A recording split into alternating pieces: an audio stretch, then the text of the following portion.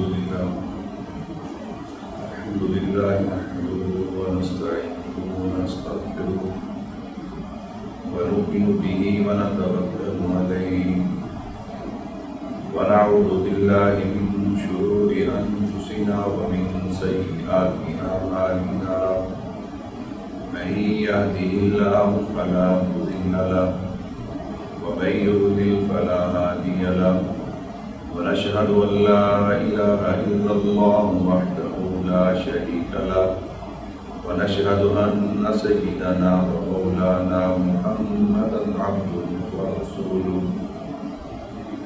أما بعد أعوذ بالله من الشيطان الرجيم بسم الله الرحمن الرحيم النبي أولى بالمؤمنين من أنفسهم وقال النبي صلى الله عليه وسلم لا يؤمن أحدكم حتى أكون أحب إليه من والده وولده والناس أجمعين اللهم صل على محمد وعلى آل محمد كما صليت على إبراهيم وعلى آل إبراهيم إنك حميد مجيد اللهم بارك على محمد وعلى آل محمد كما باركت على إبراهيم وعلى آل إبراهيم إنك حميد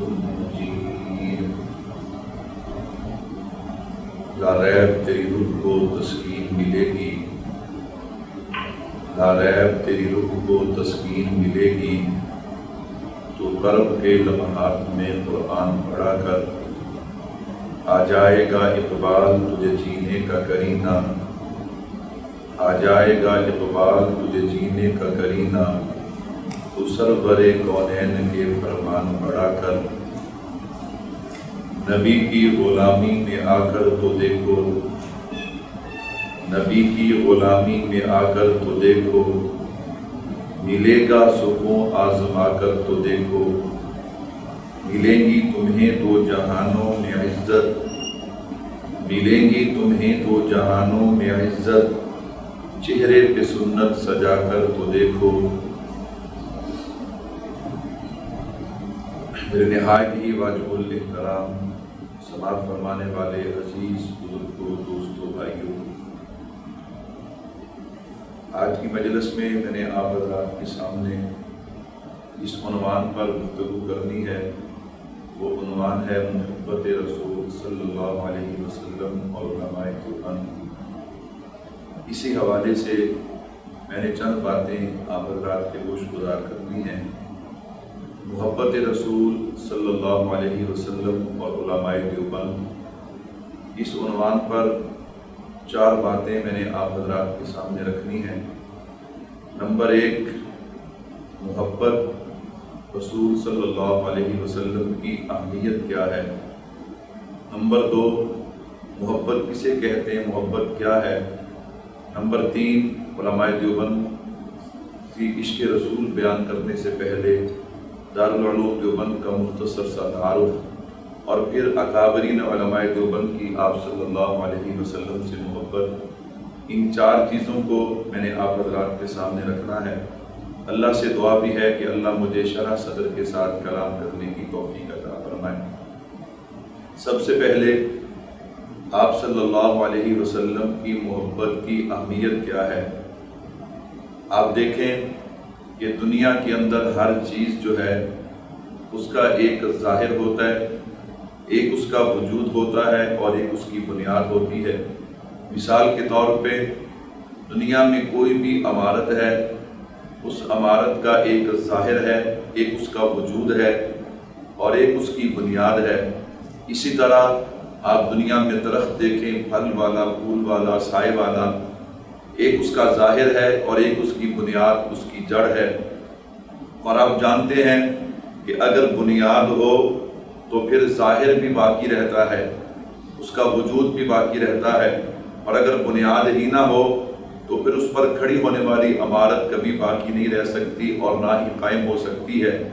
اسی طرح محبت رسول صلی اللہ علیہ وسلم یہ ہمارے ایمان کی بنیاد ہے، ہمارے ایمان کی جڑ ہے، ہمارے ایمان کی اساس ہے۔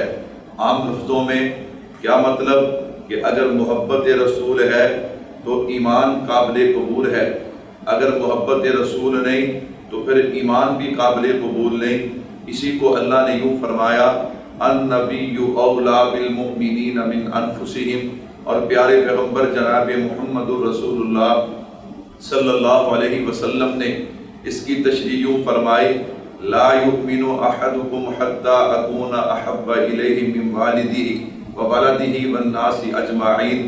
تو گویا محبت رسول صلی اللہ علیہ وسلم اس کی اہمیت یہ ہے، محبت رسول ہمارے ایمان کی بنیاد ہے، ہمارے ایمان کی اساس ہے۔ اسی کو شاعر یوں بیان کرتا ہے محمد کی محبت دین حق کی شرط اول ہے، اگر اس میں ہو کچھ خامی تو سب کچھ نامکمل ہے۔ تو یہ حضور اکرم صلی اللہ علیہ وسلم کی محبت کی اہمیت ہے۔ اور ایک شاعر سے یوں بیان کرتا ہے کہ نسبت مصطفیٰ بھی بڑی چیز ہے، جس کو نسبت نہیں اس کی بخشش نہیں، خود خدا نے نبی سے یہ فرما دیا جو تمہارا نہیں وہ ہمارا نہیں۔ تو میرے بھائیو، سب سے پہلے محبت رسول صلی اللہ علیہ وسلم کی اہمیت۔ اب نمبر 2، محبت ہے کیا؟ محبت کسے کہا جاتا ہے؟ تو علماء فرماتے ہیں اللہ نے کائنات کی ہر دو چیزوں کے درمیان ایک مقناطیسیت رکھی ہے۔ اللہ نے کائنات کی چیزوں کے درمیان ایک مقناطیسیت پیدا کی ہے۔ اگر یہ مقناطیسیت جو ہے بے جان چیزوں کے درمیان ہو تو اسے کشش کہتے ہیں، جیسے کشش استخراب وغیرہ۔ اور اسی طرح اگر جاندار چیزوں کے درمیان ہو تو پھر اسے میلان کہتے ہیں۔ اور یہی میلان جب بڑھ جاتا ہے تو محبت کی صورت اختیار کر جاتا ہے۔ جیسے مشہور مقولہ ہے الجنس یمیل الی الجنس، کہ جنس جو ہے وہ اپنی جنس کی طرف میلان کرتا ہے۔ تو میرے بھائیوں، یہ میلان جو ہے، اس میلان کی کچھ وجوہات ہیں۔ علماء فرماتے ہیں وجہ میلان، یعنی انسان کی طرف جو میلان کرتا ہے اس کی 3 وجوہات ہیں۔ نمبر 1 جمال، نمبر 2 کمال، نمبر 3 احسان۔ کیا مطلب؟ کسی کا جمال، انسان کسی کے حسن و جمال کو دیکھتا ہے تو اس کی طرف میلان کرتا ہے، کسی کے کمال کو دیکھتا ہے تو اس کی طرف میلان کرتا ہے، کوئی اس پر احسان کرے اس کے احسان کی وجہ سے اس کی طرف میلان کرتا ہے۔ تو الجنس یمیل الی الجنس، انسان کی طرف میلان کرتا ہے، جو میلان بعد میں محبت کی صورت اختیار کرتا ہے۔ تو اس کی وجوہات میں نے 3 بیان کی ہیں۔ نمبر 1 جمال، نمبر 2 کمال، نمبر 3 احسان۔ ہمارا دعویٰ ہے کہ اللہ کے نبی صلی اللہ علیہ وسلم سے بڑھ کے کائنات میں کوئی محبت کے لائق نہیں ہے۔ آپ انہی تینوں اصولوں میں دیکھیے، آپ جمال میں دیکھیں گے میرے نبی کے جمال جیسا کسی کا جمال نہیں ہے، آپ کمال میں دیکھیں گے میرے نبی کے کمال جیسا کسی کا کمال نہیں ہے، آپ احسان دیکھیں گے میرے محبوب کے احسانات کا کائنات میں کوئی مقابلہ نہیں کر سکتا۔ میں زیادہ نہیں، چونکہ ربیع الاول کا مہینہ ہے اور ہمارا پروگرام بھی حضور اکرم صلی اللہ علیہ وسلم کی عظمت، شان، سیرت، مقام کے حوالے سے ہے۔ میں آپ صلی اللہ علیہ وسلم کے جمال، کمال، احسان کی ایک جھلک آپ کے گوش گزار کر دیتا ہوں۔ جہاں تک میرے محبوب کا حسن و جمال ہے، اللہ نے اپنے حبیب کو کیسا حسن و جمال عطا کیا، ہمارا نظریہ ہے اللہ نے اپنے محبوب کو جو بھی عطا کیا وہ بے مثال عطا کیا ہے۔ اگر میں اسے یوں کہہ دوں تو مبالغہ نہ ہوگا۔ اللہ نے اپنے محبوب کو قبیلہ دیا، بے مثال دیا، خاندان دیا، بے مثال دیا، والدین دیے، بے مثال دیے، ازواج اور بنات دی ہیں تو بے مثال دی ہیں۔ اللہ نے اپنے محبوب کو نواسے دیے، بے مثال دیے ہیں۔ اللہ نے اپنے محبوب کو کلمہ، نماز، روزہ، حج، زکوٰۃ، جہاد دیے تو بے مثال دیے ہیں۔ اللہ نے اپنے محبوب کو علم، عمل، حلم، اخلاق، کردار دیا تو بے مثال دیا ہے۔ اللہ نے اپنے محبوب کو صداقت، عدالت، شرافت، لیاقت، ذہانت، امامت، حکمت، بصیرت دی ہے تو بے مثال دی ہے۔ اللہ نے اپنے محبوب کو چہرہ دیا تو بے مثال دیا ہے، زلفیں دی ہیں تو بے مثال دی ہیں، سینہ دیا تو بے مثال دیا ہے، ہاتھ اور پاؤں دیے ہیں تو بے مثال دیے ہیں۔ اللہ نے اپنے محبوب کو اخلاق اور کردار دیے تو بے مثال دیے ہیں۔ اللہ نے اپنے محبوب کو صحابہ دیے، بے مثال دیے، اہل بیت دیے، بے مثال دیے، امت دی ہے تو بے مثال دی ہے۔ اسی طرح اللہ نے اپنے محبوب کو صورت بھی دی ہے تو بے مثال عطا کی ہے۔ تو میرے بھائی اس لیے میں عرض کر رہا تھا، میرے محبوب کا حسن و جمال، اللہ نے اپنے محبوب کو کیسا حسن و جمال عطا کیا، میں اس پہ ایک تخیل دینے لگا ہوں۔ اور وہ دوست جو کہتے ہیں ہم بڑی گہرائی میں اتر کے حضور کی عظمت سنتے ہیں، حضور کا مقام سنتے ہیں، میں انہیں دعوت فکر دیتا ہوں، ذرا میرے تخیل پہ غور کیجئے۔ اللہ نے اپنے نبی کو حسن و جمال کیسا عطا کیا۔ میرے محبوب نے فرمایا ان اللہ جمیل و یحب الجمال، کیا مانا؟ اللہ خوبصورت ہے اور خوبصورتی کو پسند کرتے ہیں۔ اور دوسری جگہ یوں ارشاد فرمایا انا حبیب اللہ، مجھے اللہ کا حبیب کہا جاتا ہے۔ اللہ خوبصورت ہے، خوبصورتی کو پسند کرتے ہیں، اس لیے اللہ نے کلام پاک میں یوں فرمایا لقد خلقنا الانسان فی احسن تقویم، اے انسان میں نے تجھے خوبصورت بنایا۔ کیوں؟ اللہ خوبصورتی کو پسند کرتے ہیں۔ اب ذرا دیکھیے ان اللہ جمیل و یحب الجمال، ادھر انا حبیب اللہ، اور اللہ کیا فرماتے؟ اے انسان میں نے تجھے خوبصورت بنایا۔ جب اللہ نے مجھے بھی خوبصورت بنایا، آپ کو بھی خوبصورت بنایا، کائنات کے ہر انسان کو خوبصورت بنایا ہے، تو پھر تصور کیجئے اس رب نے جب اپنے حبیب کو بنایا ہوگا تو کتنا خوبصورت بنایا ہوگا۔ اللہ نے اپنے حبیب کو کتنا خوبصورت بنایا۔ اللہ اکبر۔ آئیے میں تو طالب علم، میں بڑوں کے دروازے پہ آپ کو لے کے جاتا ہوں تاکہ پتہ چلے اللہ نے اپنے حبیب کو کتنا خوبصورت بنایا، اور ہم سن کے اپنے ایمان کو تازہ کریں۔ اللہ نے اپنے حبیب کو کتنا خوبصورت بنایا۔ حضرت انس بن مالک رضی اللہ تعالیٰ، حضرت انس فرماتے ہیں یاد رکھو کائنات میں جتنے بھی نبی آئے، ہر نبی آواز اور صورت کے حوالے سے حسین ہوتے تھے، اللہ اکبر، لیکن کملی والے اللہ نے حضور کو اللہ اکبر آواز اور حسن، چہرے کے حوالے سے، حسن کے حوالے سے سب سے احسن بنایا ہے۔ اسی طرح حضرت ابو ہریرہ رضی اللہ تعالیٰ عنہ کے پاس چلتے ہیں، آپ حافظ الحدیث ہیں، آپ نے سب سے زیادہ نبی کی احادیث کو یاد کیا ہے، تو جس بندے نے سب سے زیادہ نبی کی احادیث کو یاد کیا انہیں حضور کی مجلس بھی زیادہ ملی۔ جب حضور کی مجلس زیادہ ملی تو حضور کے چہرے کا دیدار بھی زیادہ کیا۔ حضرت آپ بتائیے نا اللہ نے اپنے محبوب کو کیسا حسن و جمال دیا۔ حضرت فرماتے ہیں ما رأیت شیئا احسن من رسول اللہ، میں نے اپنے محبوب کے چہرے سے بڑھ کے کائنات میں کسی چیز کو حسین نہیں پایا۔ اللہ اکبر۔ حضرت اس سے بھی ذرا قدم آگے بڑھائیے نا تاکہ لوگوں کو پتا چلے میرے نبی کا حسن و جمال کیا ہے۔ حضرت اس کا نقشہ یوں کھینچتے ہیں، حضرت ابو ہریرہ رضی اللہ تعالیٰ عنہ فرماتے ہیں کأن الشمس تجری فی وجہہ، جب کوئی بندہ میرے محبوب کے چہرہ انور کو دیکھتا تھا تو یوں محسوس ہوتا تھا کہ آسمانوں کا سورج میرے محبوب کے چہرے میں چل رہا ہے۔ اللہ نے اپنے نبی کو کیسا حسن و جمال عطا کیا، اللہ نے اپنے محبوب کو کیسا بنایا۔ حضرت عبداللہ بن رواحہ رضی اللہ تعالیٰ عنہ فرماتے ہیں، فرمایا دنیا والوں اللہ اپنے نبی کو اگر کوئی اور معجزہ نہ بھی عطا کرتے، اللہ نے اپنے محبوب کو جو چہرہ عطا کیا تھا یہی نبوت کی دلیل کے لیے کافی تھا۔ اللہ نے اپنے محبوب کو ایسا چہرہ عطا کیا، اللہ اکبر۔ ان حضرات صحابہ کرام نے تو چند ایک لوگوں کو دیکھا، چند ایک شہر یا چند ایک ملک دیکھے۔ آئیے جبرائیل امین کے پاس چلتے، جبریل تو بتانا اللہ نے اپنے حبیب کو کیسا بنایا۔ جبرائیل امین فرماتے ہیں میں نے حضرت آدم سے حضرت عیسیٰ علیہ السلام تک سب نبیوں کا دیدار کیا ہے، میں نے کائنات کے سبھی لوگوں کو دیکھا، سب حسین و جمیلوں کو دیکھا، میں مشرق سے مغرب تک، شمال سے جنوب تک گیا ہوں۔ جبریل تیرا فیصلہ کیا ہے؟ جبریل کہتا ہے فلم اجد رجلا افضل من محمد، میں نے محمد عربی صلی اللہ علیہ وسلم سے زیادہ افضل شان والا کسی کو نہیں دیکھا۔ اس لیے شاعر کہتا ہے یہ جلوہ حق سبحان اللہ، یہ نور ہدایت کیا کہنا، یہ جلوہ حق سبحان اللہ، یہ نور ہدایت کیا کہنا، جبریل بھی ان پہ شہدا ہیں، یہ شان نبوت کیا کہنا۔ تو اللہ نے اپنے حبیب کو کیسا بنایا۔ یہ تو حضرات صحابہ کرام تھے، میں بات کو تھوڑا سا آگے بڑھاؤں، اللہ نے اپنے حبیب کو کیسا بنایا۔ میں نے کہا چلنا۔ حضرت حسان سے پوچھ لیتے ہیں۔ حضرت حسان فرماتے ہیں وَأَحْسَنَ مِنْكَ لَمْ تَرَ قَطُّ عَيْنِي وَأَجْمَلَ مِنْكَ لَمْ تَلِدِ النِّسَاءُ خُلِقْتَ مُبَرَّأً مِنْ كُلِّ عَيْبٍ كَأَنَّكَ قَدْ خُلِقْتَ كَمَا تَشَاءُ۔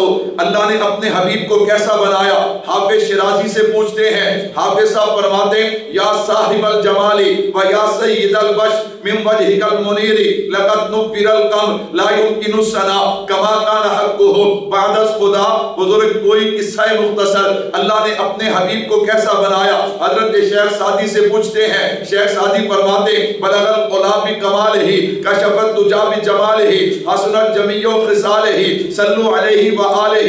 اللہ نے اپنے حبیب کو کیسا بنایا؟ حضرت پیر میر علی شاہ صاحب رحمت اللہ علیہ فرماتے ہیں اس صورت نو میں جان آکھا، جان آکھا کے جانے جہان آکھا، سچ آکھا تے ربی شان آکھا، جے شان تو شانہ سب بنیا۔ سبحان اللہ ما اجملہ کا ما احسنہ کا ما اکملہ کا، کتھے مہر علی کتھے تیری سنا، گستاخ حقیقت جا لگیاں۔ اللہ نے اپنے حبیب کو کیسا بنایا؟ کائنات حسن پھیلی تو نامحدود تھی، سمٹی تو ایک تیرا نام بن کے رہ گئی۔ حسینہ جمیلہ دا منہ موڑ دیتا، محمد بنا رب قلم توڑ دیتا۔ آئیے علماء دیوبند کے سپوت ہمارے اکابرین میں سے حضرت سید نفیس الحسینی شاہ صاحب رحمت اللہ علیہ کے پاس چلتے ہیں۔ حضرت نے قلم اٹھایا اور کمال کر دیا۔ اللہ نے اپنے حبیب کو کیسا بنایا؟ حضرت فرماتے ہیں اے رسول امین خاتم المرسلین تجھ سا کوئی نہیں، تجھ سا کوئی نہیں، ہے عقیدہ یہ اپنا بصد کو یقین، تجھ سا کوئی نہیں، تجھ سا کوئی نہیں۔ تو میرے بھائیوں سب سے پہلی وجہ ملان کی جو ہے، کسی سے کوئی محبت کرتا ہے اس کی وجہ جمال ہے۔ اللہ اکبر۔ تو میرے محبوب جیسا حسن و جمال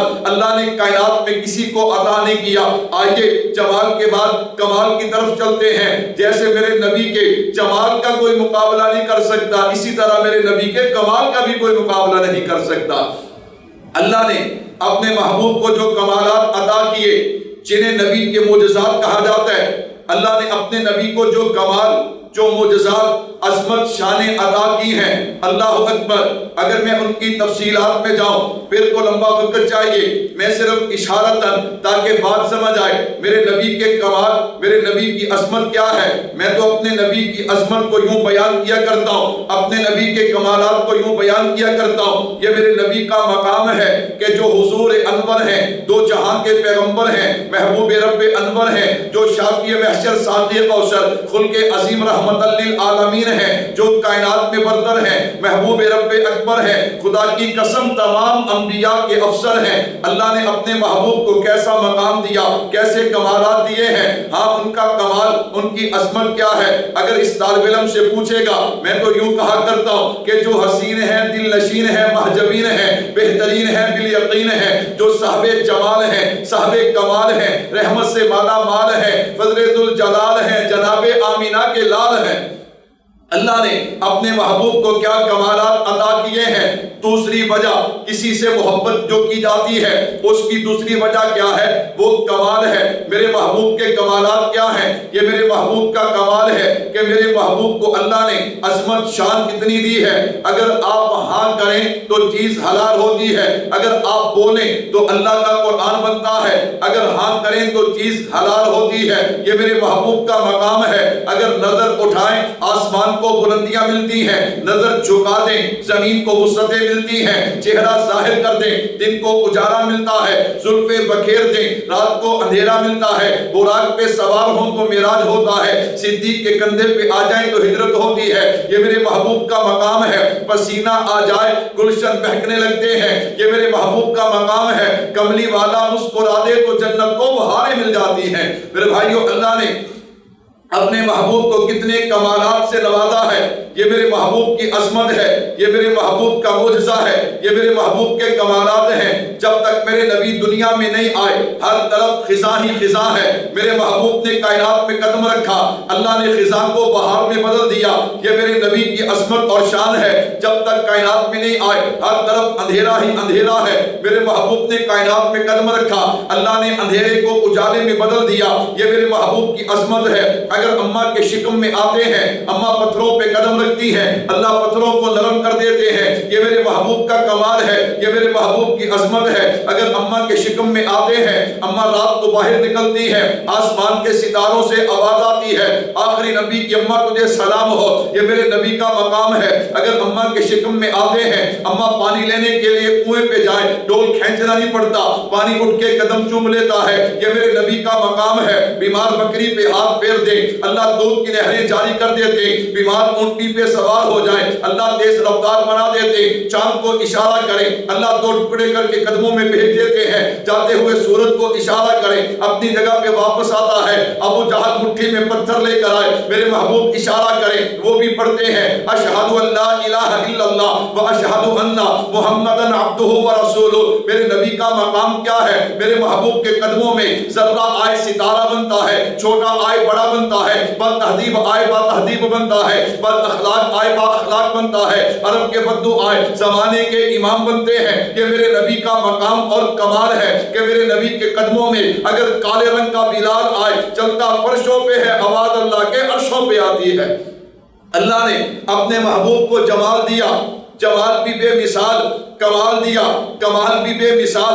اسی طرح اگر آپ محبوب کے احسان کو دیکھیے، میرے محبوب کے احسان، جب تک میرے محبوب دنیا میں تشریف نہیں لائے تو میرے محبوب کے آنے سے پہلے انسان کو حقوق اللہ کا علم بھی نہیں، حقوق العباد کا علم بھی نہیں۔ وہ رب کا گھر جسے بیت اللہ کہا جاتا ہے، اللہ اکبر، وہاں اس کا ننگے طواف کرتے ہیں، 360 بت جو ہیں ان کی عبادت ہو رہی ہے، اور حقوق العباد، نہ والد کا حقوق، نہ والدہ کے حقوق، بیٹی کو پیدا ہوتے زندہ دفن کر دیا جاتا، نہ مزدور کے حقوق، نہ یتیم کو کوئی پوچھنے والا، نہ مسکین کو کوئی پوچھنے والا۔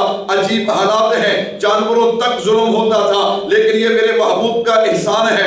اللہ کے نبی دنیا میں آئے، یتلو علیہم آیاتہ ویزکیہم ویعلمہم الکتاب والحکمہ۔ تو میرے بھائیوں، میرے محبوب کا یہ احسان ہے، انسان کو حقوق اللہ کی پہچان بھی ہوئی، حقوق العباد کی پہچان بھی ہوئی۔ تو میں عرض کر رہا تھا کہ وجہ میلان 3 چیزیں ہیں، یعنی دنیا میں اگر کسی سے محبت کی جاتی ہے تو 3 وجہوں سے، نمبر 1 حسن و جمال، نمبر 2 کمال، نمبر 3 احسان۔ آئیے دنیا میں آپ گھوم جائیے، لائیے میرے محبوب کے حسن و جمال کا کائنات میں کوئی مقابلہ نہیں کر سکتا، میرے محبوب کے کمالات کا دنیا میں کوئی مقابلہ نہیں کر سکتا، میرے محبوب کے احسانات کا دنیا میں کوئی مقابلہ نہیں کر سکتا۔ تو پھر مجھے کہنے دیجئے نا، اگر محبت کے لائق ہے تو صرف آمنہ کے لال کی ذات قائل وہ لائق ہے، اگر محبت کے حقدار ہیں میرے اور آپ کے پیارے محبوب حقدار ہیں۔ تو میرے بھائیوں، یہ تو محبت رسول صلی اللہ علیہ وسلم کی اہمیت، اس لیے میرے محبوب نے فرمایا دنیا والوں لا یؤمن احدکم حتی اکون احب الیہ من والدہ وولدہ والناس اجمعین، کہ جب تک تم ساری کائنات سے بڑھ کے، اپنے والد سے، اپنے والدین سے بڑھ کے، اپنی اولاد سے بڑھ کے مجھ سے محبت نہیں کرو گے، اس وقت تک مومن نہیں ہو سکتے۔ تو میں عرض کر رہا تھا، ہاں یہ محبت الجنس یمیل الی الجنس، اچھا محبت کہتے کسے ہیں؟ محبت ہے کیا؟ آج کل ہمارے ہاں عجیب بات ہے، ہم صرف نعروں کا نام محبت کہتے ہیں، ہم صرف دعووں کا نام محبت کہتے ہیں، صرف نعرے اور دعوے نہیں۔ اللہ اکبر، حضرت خواجہ یحییٰ معاذ رازی رحمت اللہ علیہ فرماتے ہیں المحبت حالت لا يعبر عنها مقالت۔ محبت کسے کہتے ہیں؟ محبت نعرے کی، دعوے کی محتاج نہیں ہے، بلکہ محبت کیا ہے؟ ہاں اپنے جناب والا محبوب کے رنگ میں ایسے رنگ جاؤ کہ تمہیں دعویٰ نہ کرنا پڑے، نعرہ نہ لگانا پڑے، تم لاکھوں لوگوں کے درمیان کھڑے ہو تو دیکھنے والے کو پتا چل جائے یہ کس کا چاہنے والا ہے۔ تو میرے اور آپ کے پیارے پیغمبر صلی اللہ علیہ وسلم کی محبت تقاضا کیا کرتی ہے؟ دعوے نہیں، نعرے نہیں، بلکہ میرے محبوب نے خود فرما دیا من احب سنتی فقد احبنی ومن احبنی کان معی فی الجنہ۔ کیا مطلب؟ جو مجھ سے میری سنت سے محبت کرتا ہے وہ مجھ سے محبت کرتا ہے، اور جو مجھ سے محبت کرتا ہے اللہ اسے جنت بھی عطا کریں گے اور جنت میں میرا ساتھ بھی عطا کریں گے۔ فمن راغب عن سنتی فلیس منی، اور جو میری سنت سے محبت نہیں کرتا وہ ہم میں سے نہیں ہے۔ تو میری بات کا خلاصہ نمبر 1 میں نے عرض کیا کہ محبت رسول صلی اللہ علیہ وسلم کی اہمیت کیا ہے. نمبر 2 محبت کسے کہتے ہیں؟ محبت حضور اکرم صلی اللہ علیہ وسلم کی اداؤں کو اپنانے کا نام ہے، حضور کے احکامات کو ماننے کا نام ہے. جو بندہ حضور کی سنتوں سے محبت کرتا ہے وہ حضور سے محبت کرتا ہے، اور جو حضور سے محبت کرے گا اللہ جنت بھی دے گا، حضور کے قدموں میں جگہ بھی عطا فرما دے گا. اب تیسری چیز، اس سے پہلے کہ میرے عنوان کا حصہ ہے محبت رسول صلی اللہ علیہ وسلم اور علماء دیوبند، میں اکابرین علماء دیوبند کو پیش کروں کہ میرے اکابر آپ صلی اللہ علیہ وسلم سے کیسے محبت کرتے تھے. اس سے پہلے میں دارالعلوم دیوبند کا تھوڑا سا تعارف کروا دوں تاکہ بات اچھی طرح سمجھ آئے. 1857 تحریک آزادی ہند کے بعد ملکہ وکٹوریہ نے مسلمانوں کے مذہبی معاملات کو چھیڑنے کی کوشش کی ہے. اللہ اکبر، مذہب کو خراب کرنے کی کوشش کی ہے. حضرت نانوتوی نے فرمایا ملکہ وکٹوریہ اگر تو ہمارے مذہبی معاملات کو چھیڑ رہی ہے اور خراب کرنے کی کوشش کر رہی ہے تو یاد رکھ میں بھی ایک ایسے ادارے کی بنیاد رکھنے جا رہا ہوں جو قیامت کی صبح تک دین کی اشاعت بھی کرتا رہے گا، دین کا دفاع بھی کرتا رہے گا. حضرت مولانا حبیب الرحمان عثمانی رحمت اللہ علیہ فرماتے ہیں جب دارالعلوم دیوبند کا سنگ بنیاد رکھا گیا، اس کا آغاز کیا گیا، اس سے پہلے علماء جمع ہوئے، حضرات جمع ہوئے مشورہ کرنے کے لیے. جتنے لوگ بھی اس میں جمع ہوئے نا، اللہ نے تمام کو خواب اور الہام کے ذریعے ان کے دل و دماغ میں یہ بات اتاری کہ دارالعلوم یہاں پہ ایک مدرسے کا قیام ہونا چاہیے، ہندوستان میں ایک مدرسے کی بنیاد رکھنی چاہیے. اللہ اکبر. حضرت مولانا قاسم نانوتوی فرماتے ہیں میں نے خواب دیکھا میں بیت اللہ کی چھت پہ کھڑا ہوں اور میرے ہاتھوں کی 10 انگلیاں 10 پانی کے چشمے جاری ہو گئے. اسی طرح اللہ اکبر دیگر اکابرین جو ہے ان کو بھی اللہ نے اسی طرح ان کے دل و دماغ میں اس بات کو ڈالا. حضرت مولانا رفیع الدین رحمت اللہ علیہ فرماتے ہیں میں نے خواب میں مجھے علوم دین کی چابیاں دی گئیں تو غرض ان علماء کو اللہ نے خواب اور الہام کے ذریعے یہ بات ان کے دل و دماغ میں ڈالی ہے کہ ہندوستان کی سرزمین پہ ایک مدرسے کی بنیاد ڈالی جائے. اس لیے حضرت نانوتوی نے کہا او ملکہ وکٹوریہ یہ تیرا خواب ہے کہ تو ہمارے دین کو نقصان پہنچا سکا. نہ میں ایک ایسے ادارے کی بنیاد رکھنے جا رہا ہوں قیامت کی صبح تک یہ دین کی اشاعت بھی کرتا رہے گا، دین کا دفاع بھی کرتا رہے گا. تو میرے بھائیو دارالعلوم دیوبند الحمدللہ 1866 علماء کے مشورے سے دیوبند کی بستی چھتا والی مسجد انار کے درخت کے نیچے ایک استاد ایک شاگرد بیٹھتا ہے اور دارالعلوم دیوبند کا آغاز ہو جاتا ہے. دنیا حیران ہے، انار کا درخت، ایک استاد ایک شاگرد اور فیض پوری دنیا میں پھیل گیا. میں نے کہا تو نسبت تو دیکھنا، نسبت کتنی بڑی ہے. کون سی نسبت؟ اگر میں یوں کہوں تو مبالغہ نہ ہوگا. اگر ہندوستان کی تاریخ کو اٹھا کے دیکھا جائے، ہندوستان کی تاریخ میں ایک وقت ایسا بھی تھا ہندوستان میں کفر کا طوفان تھا، شرک پر جمان تھا، بدعات رسومات میں رواجات میں مبتلا انسان تھا، عقیدہ خام تھا، ہر غلط کام تھا، جہالت کا اندھیرا تھا، ظلم کا بسیرا تھا، گمراہی کا ڈیرا تھا، انگریز کی حکمرانی تھی، ہر طرف ویرانی ہی ویرانی تھی. بڑے بڑے جگیردار سرمایہ دار جو تھے وہ ملک و ملت کے غدار تھے.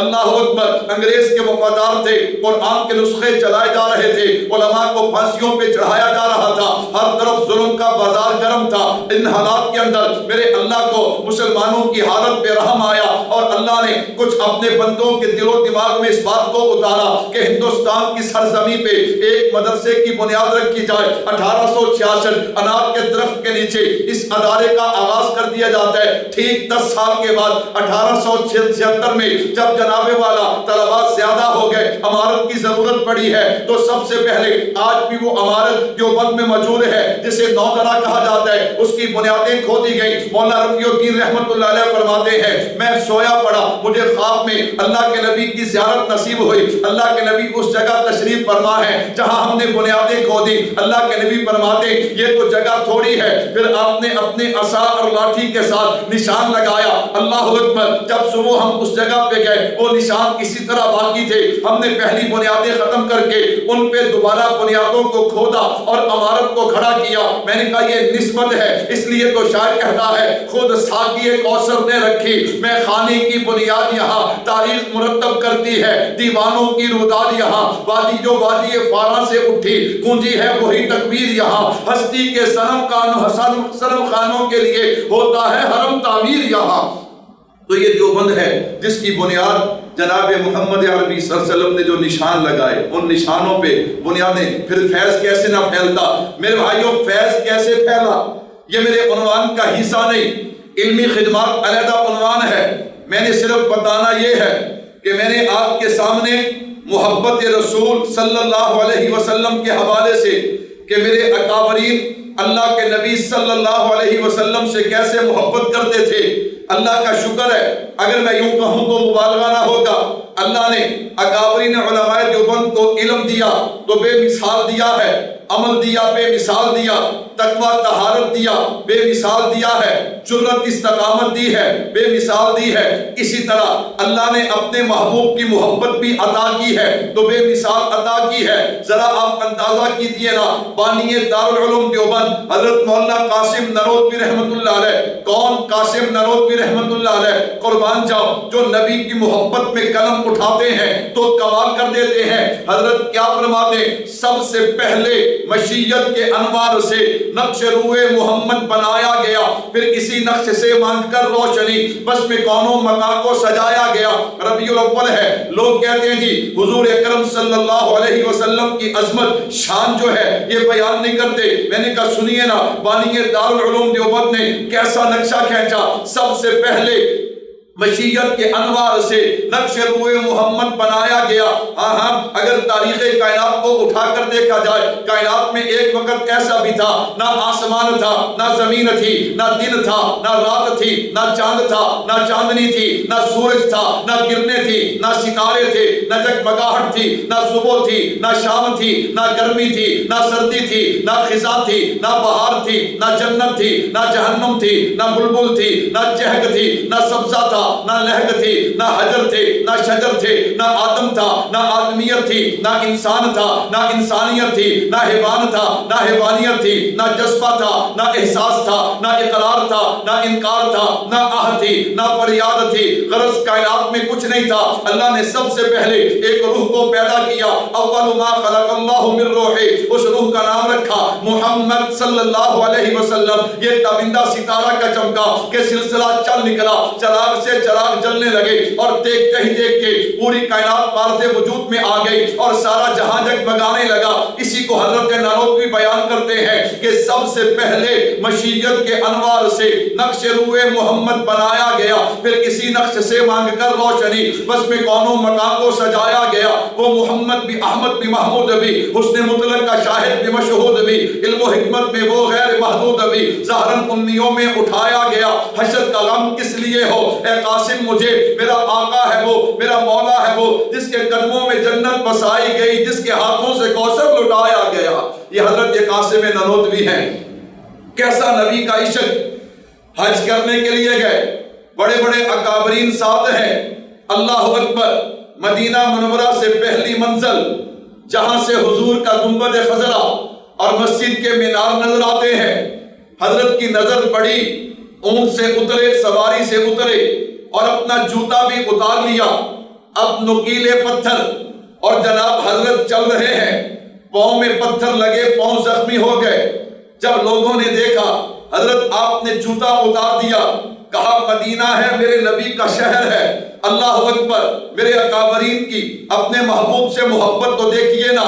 کہنے والے نے کہا حضرت اب تو صدیاں گزر گئی، راستے بدل گئے، یہاں حضور کے قدم کہاں پہ؟ کہا نشان تو نہیں ہے لیکن میرے محبوب کے نسبت تو باقی ہے۔ حضرت نے جوتا اتارا، کچھ لوگوں نے دیکھ کر انہوں نے بھی جوتے اتارے۔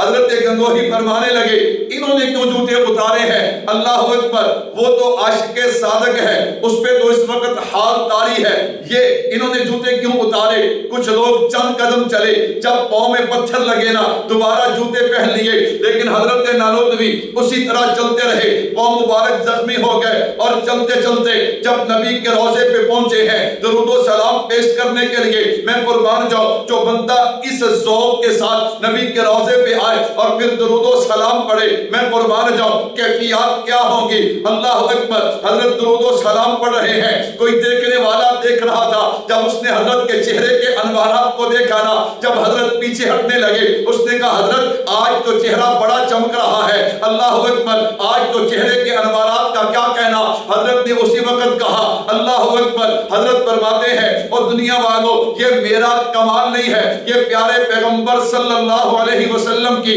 نسبت اور آپ کی محبت کا کمال ہے۔ میرے آقا کا مجھ پر اتنا کرم تھا، میرے آقا کا مجھ پر اتنا کرم تھا۔ حضرت نانوتوی کیا نقشہ کھینچتے ہیں، یہ تمہیں جو انوارات نظر آ رہے ہیں، میرے آقا کا مجھ پر اتنا کرم تھا کہ بھر دیا دامن پھیلانے سے پہلے یہ جناب والا میری نسبت، یہ میرا کمال نہیں ہے، یہ پیارے پیغمبر صلی اللہ علیہ وسلم کی نسبت کا کمال ہے۔ تو بھائیو یہ اکابرین علماء دیوبند کی محبت ہے، اس لیے میں نے کہا نا میرے اکابرین کو اللہ نے علم بھی کمال دیا ہے، اس کے مصطفیٰ بھی کمال عطا کیا ہے۔ حضرت نانوتوی اللہ نے کیسا عشق دیا۔ آپ حضرات مشہور واقعہ سنتے ہیں اکابرین سے، انگریز آپ کی تلاش میں، لوگوں نے کہا حضرت چھپ جائیے، حضرت چھپ گئے، 3 دنوں کے بعد واپس نکلے، لوگوں نے کہا ابھی بھی تلاش کر رہے ہیں، فرمایا تمہیں کس نے کہا میں انگریز کے ڈر سے چھپا؟ میں تو اس لیے چھپا کہ میرے محبوب 3 دن غار ثور میں ٹھہرے۔ میں نے کہا نانوتوی پتہ نہیں دوبارہ موقع ملے گا کہ نہیں، چلو اس سنت پہ بھی عمل کر لو۔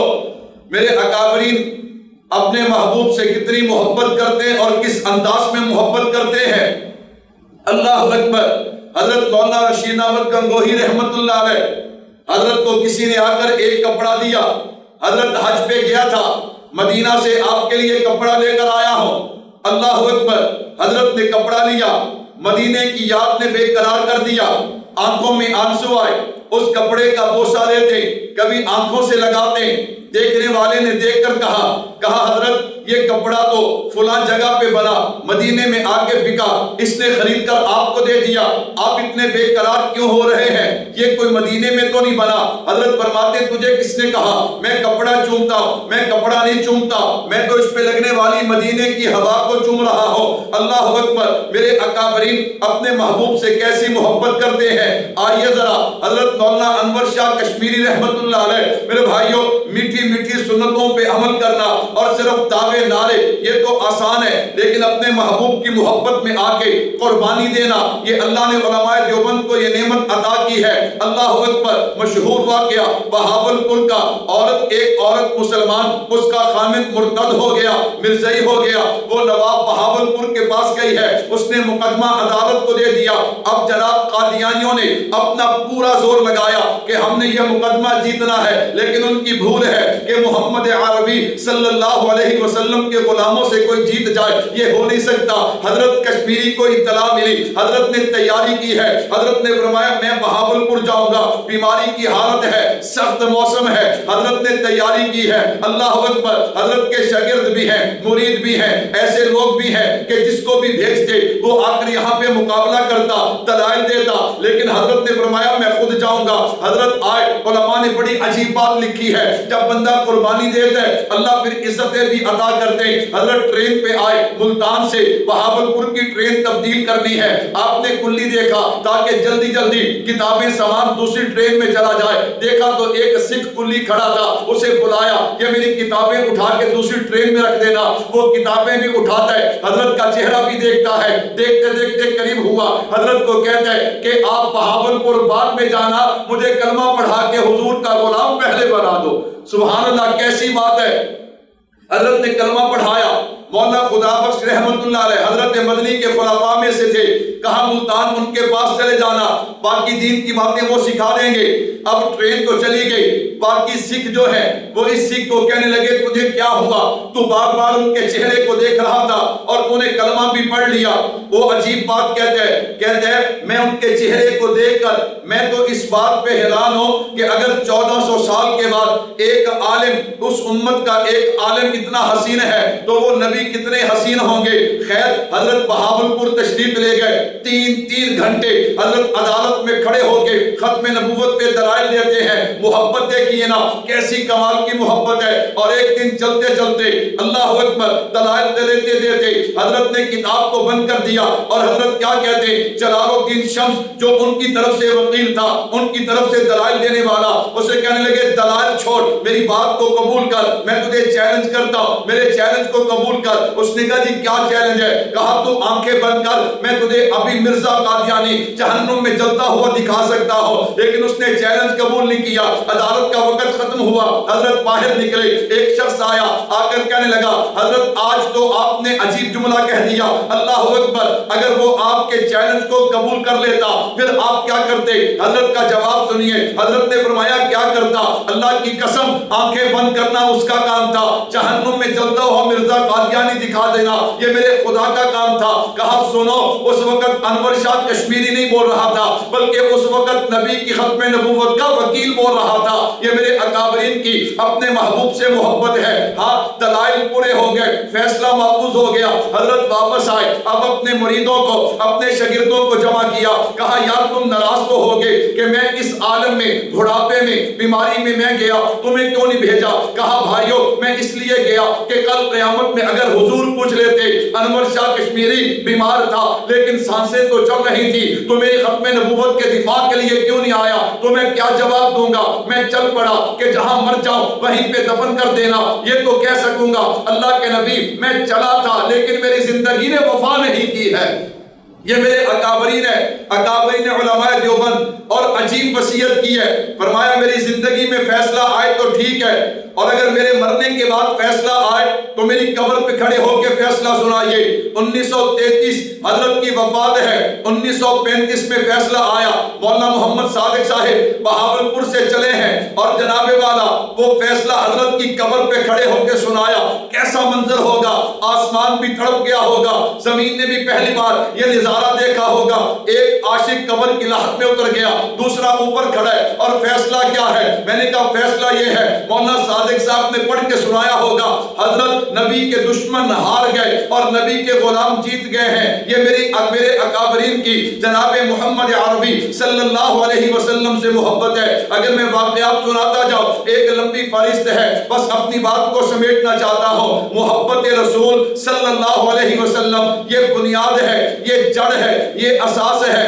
آئیے میں اور آپ دعویٰ نہ کریں بلکہ اپنے عمل سے ثابت کریں کہ ہمیں حضور اکرم صلی اللہ علیہ وسلم سے محبت ہے. اور میرے محبوب نے بھی یہی فرمایا, من احب سنتی فقد احبنی ومن احبنی کان معی فی الجنہ. ہاں جب تک ہم دعوے نعرے کرتے رہیں گے لیکن سنت پہ عمل نہیں کریں گے اس وقت تک بات بنے گی نہیں, اور جب سنت پہ عمل کریں گے انشاءاللہ پھر محبت کی مٹھاس بھی نصیب ہوگی. اللہ اس محبت کی وجہ سے ہماری دنیا بھی بنا دیں گے, آخرت بھی بنا دیں گے. اللہ ہم سب کو صحیح معنوں میں حضور سے محبت کرنے کی توفیق عطا فرمائے. وما علینا الا البلاغ.